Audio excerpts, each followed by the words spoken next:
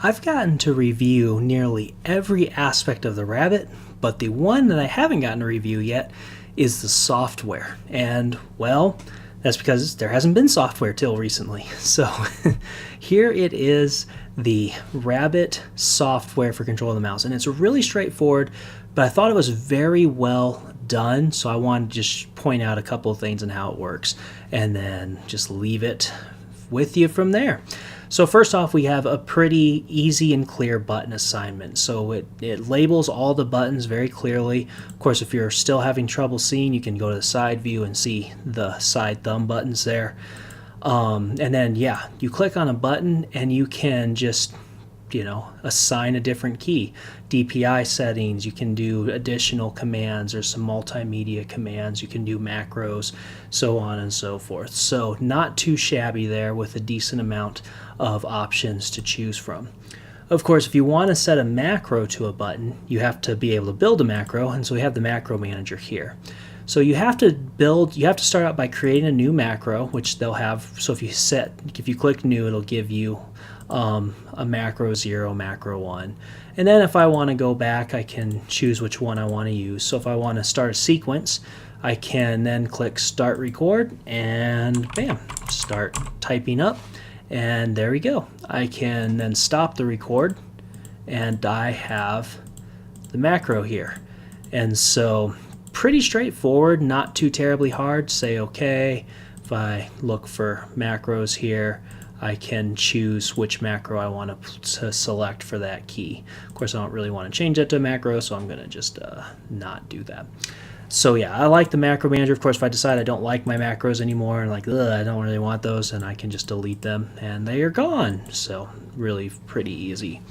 You can actually set axis sensitivities.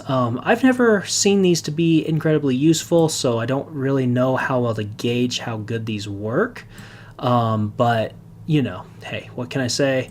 They're definitely an option there if you prefer it. So might help to set a little bit higher Y sensitivity, but then keep your X sensitivity a little bit lower. So it depends on how you use your mouse. Profiles, of course, you can save a profile here so that you can always have it on hand. You can do new ones and everything like that. DPI settings, pretty straightforward. There's 6 DPI settings, and you can't change how many DPI settings there are, but you can change what each DPI setting does. So you can just move that up to a total of 10,800, or all the way down to as low as 200. Of course, the low one is set to a default of 500 here, which I could maybe get it back to that. And then you can choose the color for each DPI. You can choose one of the presets here, or you can use the slider to try to do a more customized color that you like there. So yeah, pretty nifty little amount of customization there. So yeah, 6 presets once again, all the way up there. The lighting effects, you can choose static, and if you choose that, you can choose the brightness of the static so it's not as bright, or you can even turn it off so you don't have any lighting if you prefer to do it that way. Breathing, you can choose how many seconds it cycles through the breathe. It's defaulted to 8 seconds, but it can go as low as 4 seconds. And then the neon, it just kind of sets it through a color cycle mode and lets it just do all the different colors that's preset in there. And you can set that to cycle at 3-second intervals, 6-second intervals, all the way up to 15-second intervals. So whichever one you prefer. If you do a change on the DPI settings with the neon going, it's a little harder to see what DPI you actually chose, where when you have it on breathe or static, it goes right to the color. Also, you probably just saw this thing pop up. If you have the software going and you change the DPI, it'll actually give you a notification. So might be good for if you accidentally click it, but the DPI switch is in a spot where it'd be pretty hard to accidentally click, so it's not something I'd be too worried about. And then, yeah, I'm going to put that thing back to where I think I saw it last.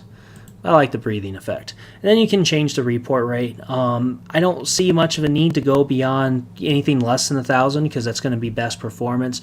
But I guess if it's somehow causing CPU lag, then you can bring it lower, and you should probably upgrade your computer. So I don't know, maybe not. But yeah, you can change the report rate if you want to, and so it's an option there. there you go, guys. That's a really quick overview of what this software does. I really like this. I mean, this isn't quite the most amazing software I've seen. I mean, I've seen a couple of companies have given something that looks a little more modern, a little more crisp. But I mean, functionality is great, and I've seen a lot of software that is a lot worse than this, which honestly surprises me. So I think Rabbit has done an excellent job here. Just gives you some extra amounts of, oh yeah, and I forgot to scroll down, guys. Got mouse speed here, so we can change that. That should be, I would believe, a level of like acceleration. Or nope, it's actually just flat out cursor speed, so you can adjust it right here in the software, which is actually really convenient. Double click speed and then scroll speed, number of rows. Wow, glad I did not forget to catch those. So there we go, guys. That is all of the software settings. Hope this helps you out if there were some questions you had, and if not, hopefully it's just a good little overview to see all the options you have. I will catch you guys later.